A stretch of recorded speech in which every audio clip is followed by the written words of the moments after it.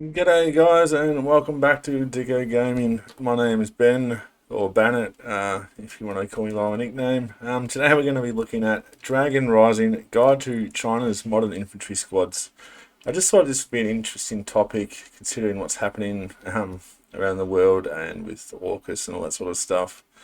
And just see what they've got and how they run it, because I don't really know. I mean, there's not much famous Chinese military equipment. A lot of it looks to be somewhat copies, but yeah, let's stop wondering and start learning.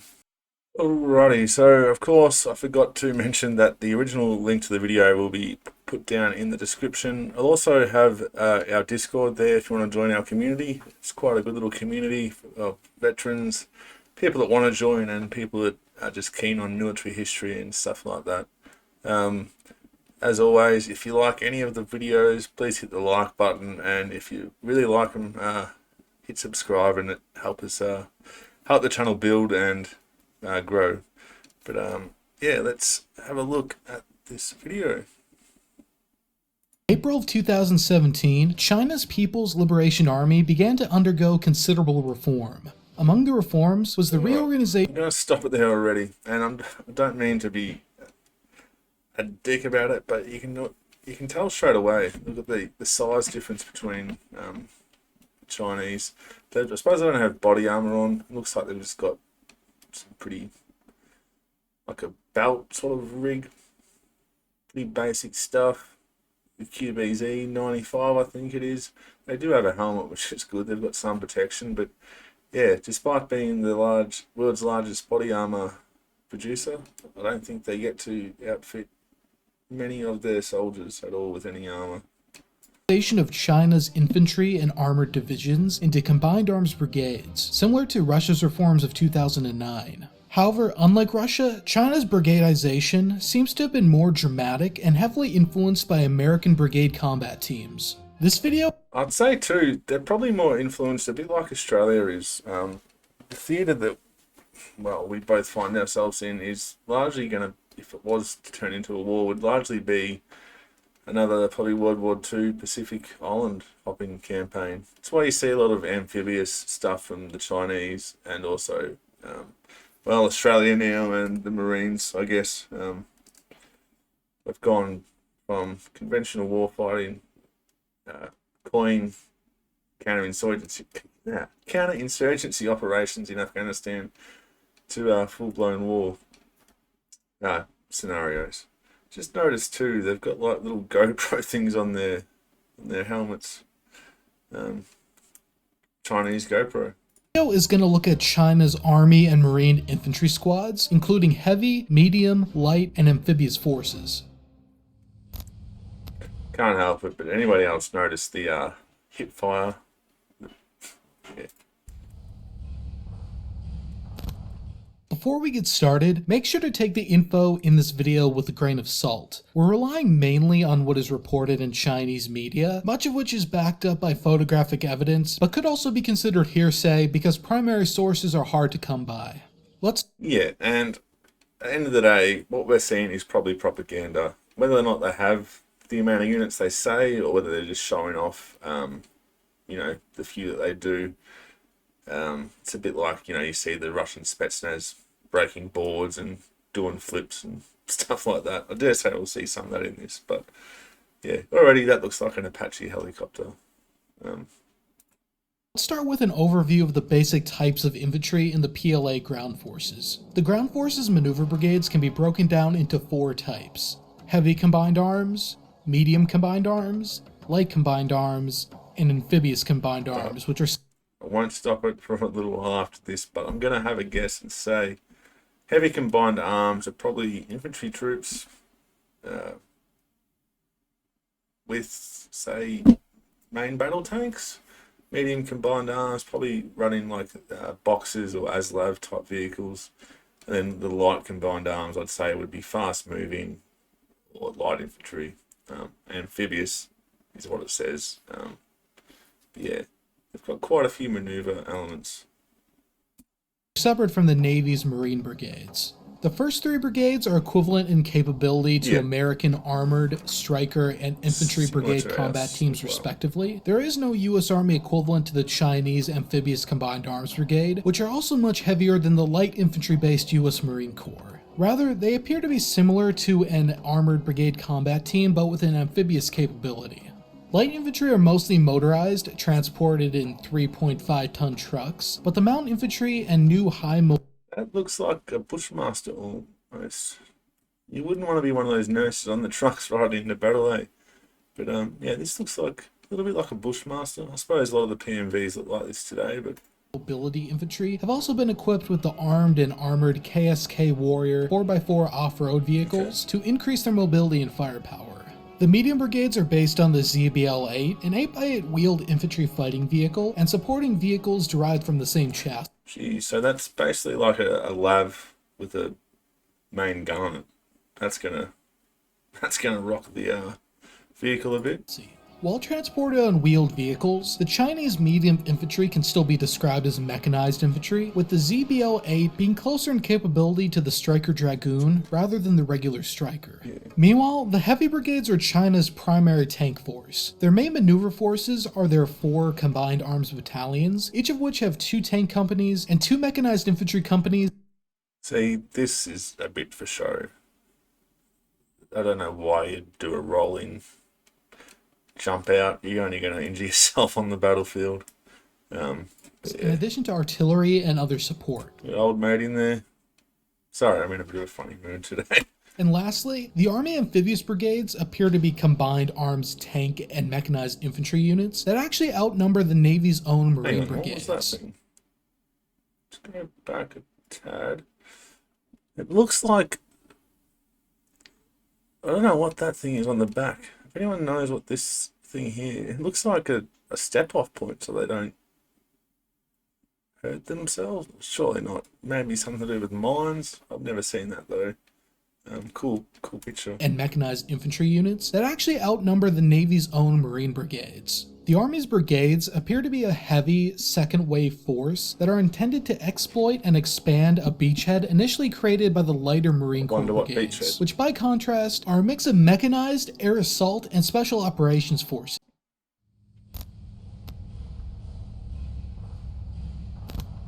And now for the squads. Let's start off with... Alrighty, what do we have here? So we have a bullpup looking, let's say it's a DMR. QBZ, the rifleman. That one there looks like the SAW or the LMG, whatever you want to call it. Looks like a shotgun over here too, which is interesting. Maybe that's for the drivers. Yeah. The Army's heavy armored infantry, part of the heavy combined arms brigades. These are infantry mounted in the ZBD-4A or older Type 80. I think that is a AGL, automatic grenade launcher, with some kind of split 6 infantry fighting vehicle. This squad organization also appears to apply to the Army's amphibious armored infantry squads, who are mounted in ZBD-5 amphibious infantry fighting vehicles. The squad consists of 9 personnel. 2 act as permanent vehicle crew, while 6 or 7 dismount. The squad comes under the overall command of the squad leader, who typically ranks sergeant or staff sergeant and is armed with a QBZ-95 rifle. They act as the vehicle commander when mounted, but may also dismount with the squad. It seems that this is optional and may depend on unit standard operating procedure. Yeah, normally the way it would run in the Australian Army or most other Western armies would you'd have your vehicle crew, your commander, a gunner for that, and then you'd have your dismounts who'd have their own command element. It'd still work together, obviously, but yeah, it'd be pretty hard to try and maneuver your infantry element and the vehicle at the same time, either both inside and out, to be honest. It's a weird decision. From the photos we've seen, the squad leader seems to usually dismount in heavy armored infantry units, while in the amphibious armored infantry, they seem to remain mounted. Yeah, however, this is based on only a handful of photos. Okay, so we can take away some stuff from these photos. So they're obviously doing, I imagine, a live fire exercise here. looks a bit controlled. They've got these orange vests on. Make sure no one gets shot and they shouldn't in training. Yeah, so that says something about their level of training. They're not quite up to being, even in the Australian Army, live fire and movements, very meticulously planned and carried out, but we don't really wear bright orange jackets. So we can't say whether this is a rule. The leader is assisted by a deputy squad leader who is usually a corporal. They're also armed with a QBZ-95 rifle. In some photos, we can see that one rifleman is armed with a QLG-10 grenade launcher and a QBS-9 semi-automatic shotgun. We're unsure if there's a rule to who gets these. So that's, so the rule to who gets them would just be largely section SOP band, I'd imagine. That's a 120mm rocket. That's huge. Other interesting fact is the squad leader is a sergeant. Normally that'd be a corporal and a lance corporal for us. Or if they're issued on an ad hoc basis, but based on the photos we've seen, it either goes to the deputy squad leader or one of the squad's riflemen. But at the same time, sometimes there's no underbarrel grenade launcher in the squad. When dismounted, the squad leader and deputy squad leader both lead a fire team. The squad has 2 light machine gunners, both armed with QBB-95 light support weapons, and they presumably each form the base of fire for a fire team. Additionally, the squad has a designated marksman equipped with a QBU-88 designated marksman rifle. This rifle fires the same cartridge as the other service rifles in the squad, but can also use a special sniper cartridge, similar in Special sniper cartridge. I was just going to say that I know they don't use 5.56, but it's similar. I think it's 5.45 or something like that. Seems a strange option. I mean, they've got a pretty large sight on the top of that, or scope, but it's not going to have much reach. Even we tend to have larger calibers for our DMRs. It's interesting. Concept to the Russian SVD. The dismount element is then rounded out by 2 riflemen, both armed with QBZ-95 rifles. They would most likely act as assistants for the light machine gunners, if nothing more than to carry extra magazines for. This would allow for the dismounted element to consist of 2 asymmetric fire teams of 4 men and 3 men respectively. Disposable light anti-tank weapons in the form of the PF-89 can also be distributed as needed and available. The vehicle is then crewed by a dedicated driver and gunner, both of whom are usually armed with QSZ-92 service pistols, or less commonly, with QBZ-95 carbines. In addition to this, there are a couple of other variations. So pretty much the same as a Australian or NATO or US squad, really. We've got the 2 LMGs for the base of fire, we've got the DMR to push out a bit further. We would normally have, when I was in, 2 GLAs, maybe one with the scout, one back with the gunner or something like that. The difference is we wouldn't have dedicated drivers. We would be attached to a unit, and they'd provide their own organic drivers, and they would probably have carbines. I mean, the vehicle goes down and you've got to get out and fight with a little puny pistol. It's not going to be a very good day. Sometimes in the armored amphibious infantry, a PF-98A rocket launcher team replaces one of the light machine guns. This also eats up a rifleman who, while armed with their personal... So that must be like the Carl Gustav of China. That's a pretty decent sized rocket. Wouldn't mind, if anyone knows the armor penetration of this, let me know, because that looks pretty sizable. Rifle would also have to carry 2 rounds for the rocket launcher as well as a monopod. The 2 rounds carried can be a mix of HE or tandem heat. The gunner, however, would then be armed with a pistol. Although bulk... Yeah, see again, they don't tend to care too much for the individual. This guy's got this as his primary weapon, and he's got a pistol. So as soon as he's fired this, he's essentially useless. Or does he go back to the vehicle and get on the crew-served weapon? I don't know.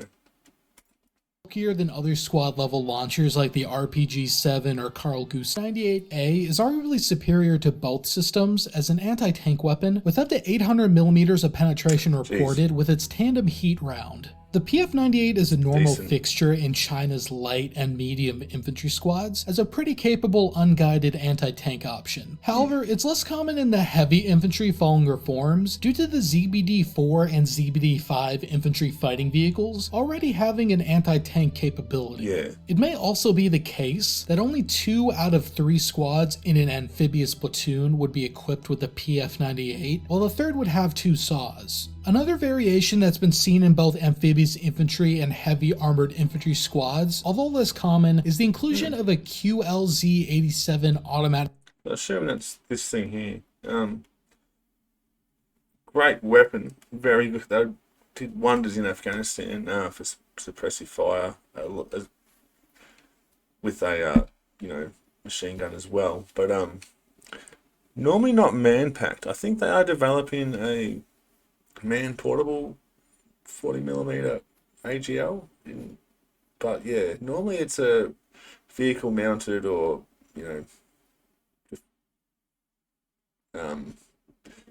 fixed position mounted weapon. So that's going to be heavy too. And then again, the guy's only got a pistol. Big ass grenade launcher and a pistol if he gets stuck.